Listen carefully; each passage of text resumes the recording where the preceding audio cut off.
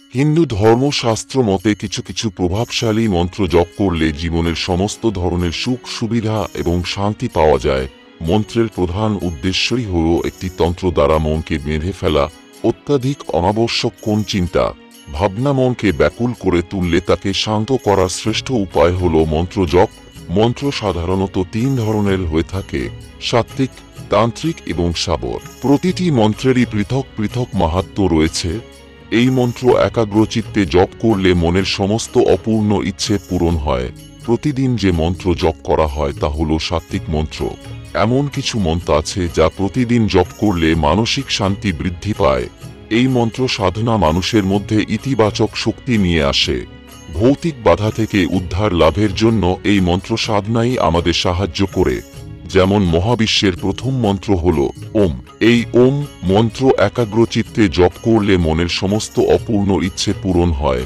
হিন্দু ধর্মে মন্ত্রের অসাধারণ গুরুত্ব রয়েছে। সব হিন্দু ধর্মগ্রন্থেই মন্ত্র জপের মহিমার কথা বলা আছে।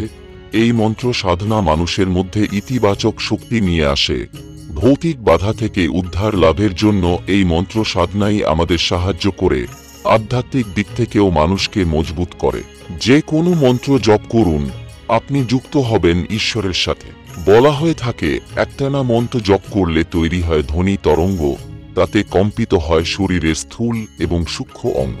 এর ফলে মানুষের সূক্ষ্ম শরীর সক্রিয় হয়। এর পরিণাম অসাধারণ।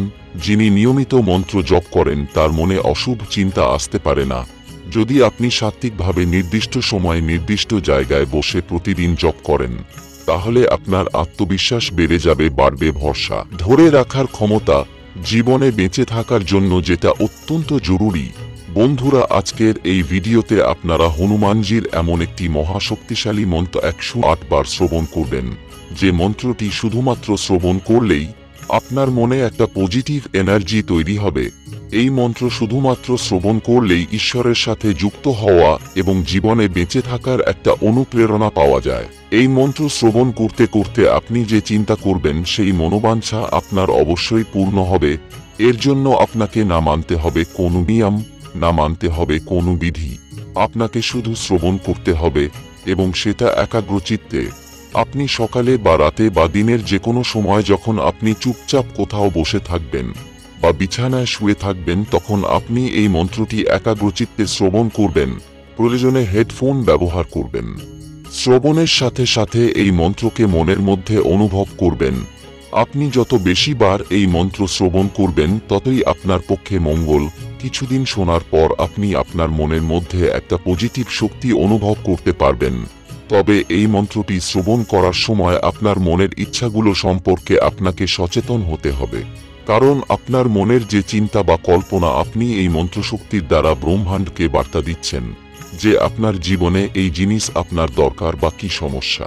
এই মন্ত্র শ্রবণকালে আপনার কল্পনা যত পরিষ্কার হবে তত তাড়াতাড়ি আপনি ফল পাবেন। তবে এই মন্ত্র শ্রবণকালে কোনো রকম নেগেটিভ চিন্তা করবেন না। মন অনেক দিকেই ছুটতে চাইবে, কিন্তু সেই মনকে আবার নিজের কাছে ফিরিয়ে এনে একাগ্র করার চেষ্টা করবেন। যে মন্ত্রটি কিছুদিন মনে ভক্তি এবং শ্রদ্ধা রেখে শ্রবণ করেই দেখুন, জীবন থেকে অনেক রকম বাধা বিপত্তি আপনার থেকে ক্রমশ দূরে সরে যাবে।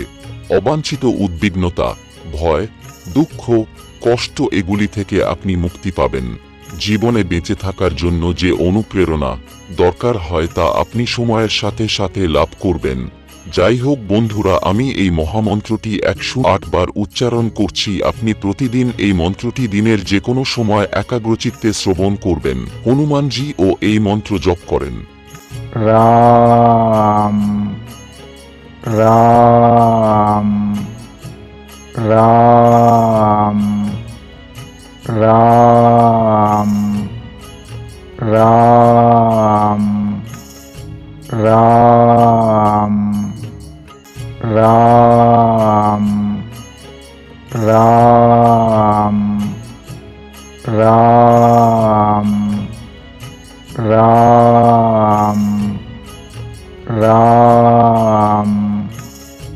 রাম রাম